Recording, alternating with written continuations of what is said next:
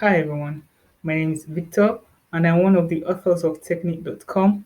Today we're going to continue with our RHCSA 8 series and I'm going to be talking about network management in Linux. I'm going to explain all of this with examples.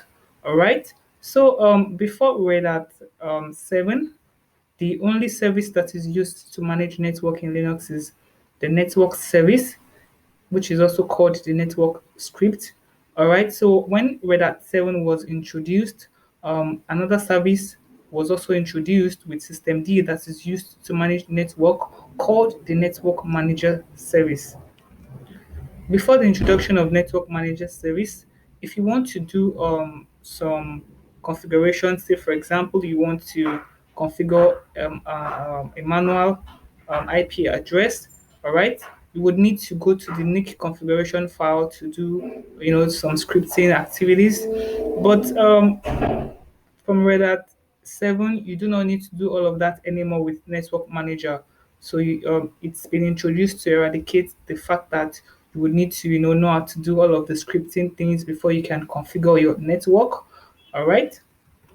So you can either use the network you can either go to the network configuration file to configure your network, or use network manager from Red Hat 7 and above. And the thing is, even in Red Hat 8 now, the network service has totally been deprecated. So we don't have the network service anymore. The only thing we have in Red Hat 8 is the network manager service. So in this course, we're going to be focusing on the network manager service. And for those that like to disable Network Manager, sometimes I do that on site too, especially when I'm configuring KVM virtualization and Network Manager is giving issues, I just disable it. Well, in Red Hat 8, you cannot do that anymore because that is the service that is used to manage network. However, you can still use the network service, which is network script to manage network in Red Hat 8. There's a way you can do it. I'm going to drop the steps of doing that in the description section below. If you still want to use network script to manage network in Red Hat 8, you can do that. But the fact is that it has been deprecated in Red Hat 8. So let's see how we can configure and manage network addresses on network interface card in Linux. So before we look at that, you should know that in Linux, the utilities that are used to manage network are the NMCLI utility, which is used by the network manager. This means network manager command line interface, and the NMTUI utility, which means Network Manager Text Utility Interface. All right. You can also set your network addresses using the GUI environment. All right. And you can also use the IP utility to manage network in Linux. So let's talk about a NIC. I hope you understand what a NIC is. All right. So a NIC actually is a network interface where network functionalities, properties, and addresses such as IPs, DNS, gateway, and all the network properties are configured on. And by default, every NIC has its own properties and other network properties, and connections can be configured on a NIC in Linux operating system. Linux has a way of naming a NIC. In Red Hat Enterprise Linux, a NIC can be named ETH0, ETH1, ETH2, etc. And this type of nicknaming exists in the old versions of Red Hat, and it's called the UDEP naming. All right, and a NIC, can also be named with respect to the card attributes. This type of naming is known as the BIOS naming, for example, the EM1, EM2, EM3, and so on and so forth. We also have the P2, P1, the P3, P2, such type of naming is BIOS naming. And another form of BIOS naming is the physical naming of a NIC. For example, when you have the ENS22, ENS24, and so on and so forth. All right. And to see the network cards available on a Linux system, we're going to use the IP-A command. So let's do that. Using this command will show you the available NICs on the system. Okay, this first one, you can see some other interfaces, but what we're concerned about is the NIC. All right, and the NIC here is ENS33. That's the only NIC I have on the server. And the configuration file for this NIC can be seen in etc sysconfig network script directory. All right. So if I do ls, you can see the configuration file for this NIC. Let's see what we have here.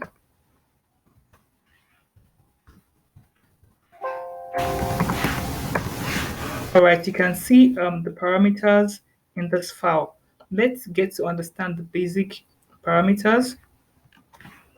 The first one is type equals Ethernet. All right. So this parameter signifies the type of network interface. In our case, the network type is Ethernet. You'll get to know more about the other types in the advanced course of networking in another lesson. All right. So the another important parameter is boot proto.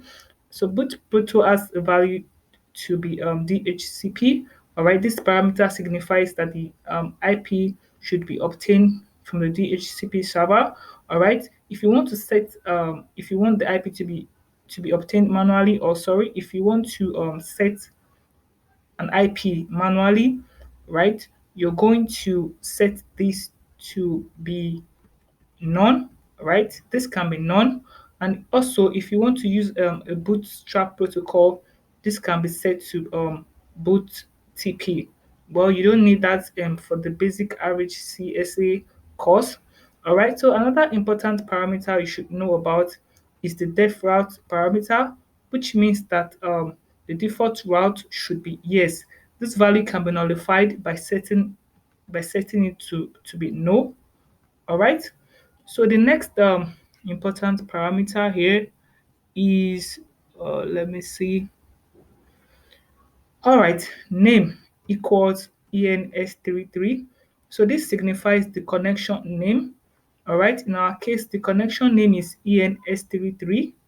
Okay, and the connection name is actually different from a device name. You can see a device name to be ENS33 as well. So there are two different things. As we go on, I would differentiate between both so you can understand. All right. However, a connection can have the same name as the device name. It doesn't matter. They can be the same name and they can be a different name. All right. So the other important parameter you should know here is the UUID. All right. This UUID signifies is an identifier, all right, of the network interface, and it's a way of identifying a NIC with an ID. And every UUID is unique to an interface. All right. So the next important parameter, we've talked about the device, which is the hardware itself, which is the NIC. So the next one here is on boot equals yes. So this signifies that the network interface should be active at boot time. All right. So in our case, when the system is booted, the network interface too will come up as the system is coming up. And if you don't want this behavior, you can set the value to be no. And another important parameter is the HWADDR, which is the MAC address. It signifies the MAC address or the hardware address of the network interface card. Okay. This settings is for a DHCP server that if you want to obtain your IP automatically. So what about if you want to manually set your IP? What kind of configuration file would you have?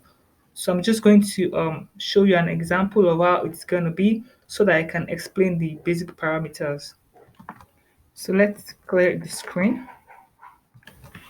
So for a manual configuration of an IP address, you would see IPADDR, right? Which means this parameter signifies the IP address. This 0 means IP address 0. You can have more than one IP addresses, while this 1 means IP address 1, all right? And this prefix equals 24 means the subnet, right? You can use another parameter instead of this prefix. It's called net mask. Sometimes when you see some configuration files, you see net mask equals 255.255.255.0 for a class C network. All right, so Another important parameter is the gateway, where you would have your gateway IP address and the DNS. All right, so we've already explained the others. All right, another important one is the boot proto, which has to be none. In the former one, the boot proto was DHCP. So if you say boot proto should be none, that means you want to manually configure your IP address. So in the next lesson, we will look at how to manually configure IP address in Linux operating system. So thank you for watching and please subscribe to this channel. Bye for now.